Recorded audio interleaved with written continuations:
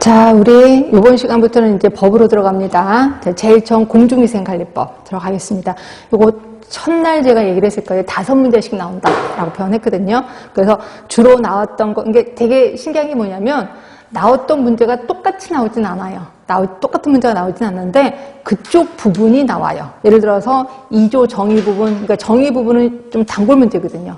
한 번은 이쪽 부분이 나오고 한 번은 그쪽 부분이 나오고, 그러니까 같은 조인데 그 같은 조에서도 다른 쪽 부분이 좀 시험 문제가 나온다, 이렇게 보시면 돼요. 그래서 제가 이제 어떤 식으로 할 거냐면 기존에 나왔던 기출문제는 당연히 공부를 할 겁니다. 그리고 혹시 나오진 않았지만 나올 수도 있는 것들은 제가 말씀을 드릴게요. 공중보건처럼 이쪽 부분 한 번은 나오진 않았지만 나올 수 있습니다. 그래서 좀 줄이나 치세요 라고 얘기를 하는 거고, 이쪽 부분 기출문제 꼭 나왔습니다. 이 부분은 반드시 외우셔야 돼. 예, 그리고 예를 들어서 2조에 제가 이런 부분만 시험에 나왔습니다 라고 하면 곧 또 다른 문장도 보셔야 됩니다. 왜냐하면 다른 쪽도 이렇게 해서 좀 시험 문제가 나올 수 있으니까. 일단 잔소리를 그만하고 바로 들어가도록 할게요. 자, 공중위생법의 목적 시험 문제 거의 안 나오더라고요. 그래서 넘어갑니다. 2조 부분 별표를 몇 번 치세요. 얘는 그냥 여러 군데가 나옵니다. 그래서 거기 1번, 2조의 동그라미 1번 밑에 보면 이 법에서 사용하는 용어의 정의는 다음과 같다라고 하면서 1번부터 8번까지 나오는데 8번은 삭제가 됐고, 결국 1번부터 7번까지가 돌아가면서 시험 문제가 나옵니다. 얘는 좀 기억을 해 두셔야 돼. 자, 보시면 1번이에요. 우리 공중위생영업이란, 시험 문제 많이 나왔겠지. 공중위생영업이란 다수인을 대상으로 위생관리 서비스를 제공하는 영업으로, 종류 숙박업, 목욕장업, 이용업, 미용업, 세탁업, 건물위생관리업, 요거 모두 6개입니다. 요거 시험 문제 자주 나와요. 공중위생영업에 해당하지 않는 건 뭐냐, 이런 식으로 하면서 다른 엉뚱한 게 나오는 거죠. 하여튼 요 6개를 공중위생영업이라고 표현하는 거고요. 이 중에서 숙박업이요. 자, 숙박업은 손님이 잠을 자고 머물 수 있도록 시설 및 설비 등의 서비스를 제공하는 영업을 얘기한다. 다만 농어촌에 소지하는 민박은 제외되는 겁니다. 항상 법은 제외되는 게 시험 문제 나오더라고요. 그래서 제외됩니다. 그러니까 농어촌에서 소지하는 민박은 숙박업이라고 하진 않아요.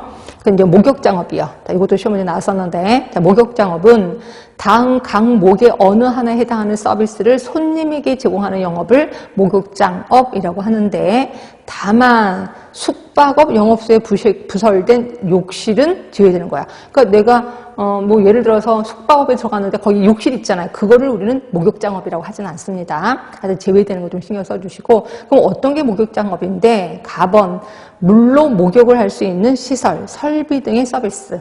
우리가 알고 있는 목욕탕인 것 같아요. 나번 맥반석, 황토, 옥 등을 직접 또는 간접 가열해서 발생하는 열기, 원적외선 등을 이용해서 땀을 낼 수 있는 시설. 우리가 알고 있는 뭐 땀 내는 데 있잖아요. 사우나 이런 데를 얘기하는 것 같아요. 이런 거를 우리 목욕장업이라고 하는구나. 그러면 이용업입니다. 얘는 시험 문제 아직 안 나왔어요. 이용업이란 손님의 머리카락 또는 수염을 깎거나 다듬는 등의 방법으로 손님의 용모를 다정하게 하는 영업을 이용업이라고 해요. 그렇죠? 그런데 여기서 미용업, 손님의 얼굴, 머리, 피부, 손톱, 발톱 등을 손질해서 손님의 외모를 아름답게 꾸며서 아름답게 꾸미는 다음의 각 영업. 그래서 일반 미용업이 있고, 나번에 피부 미용업, 그 다음에 네일 미용업, 라번에 화장 분장 미용업 등이 있습니다. 이 중에서 시험 문제는 피부 미용업이 시험 문제 나왔었어요. 그렇죠? 피부 미용업은 의료기기나 의약품을 사용하지 아니하는 피부 상태 분석, 피부 관리, 제모, 눈썹 손질. 자, 의료기기나 의약품을 사용하지 않는 거예요. 그러면 의료기기나 의약품을 사용하는 하면 틀린 거겠죠.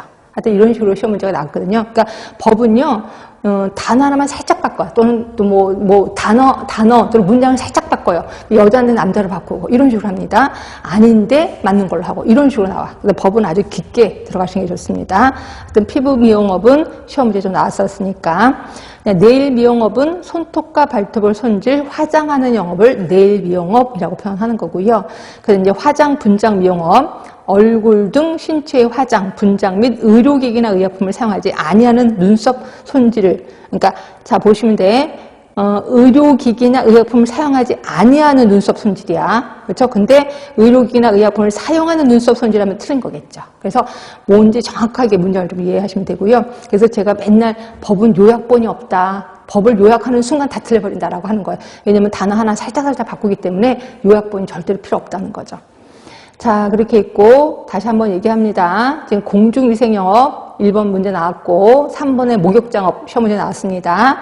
그 다음에 5번에 미용업 중에서도 피부미용업 요게 시험 문제 나왔고요. 6번 세탁업 얘도 시험 문제 나왔습니다. 자, 세탁업이라 함은 의류, 기타 섬유 제품이나 피혁 제품 등을 세탁하는 영업, 우리가 알고 있는 세탁소를 얘기하는 것 같긴 해요.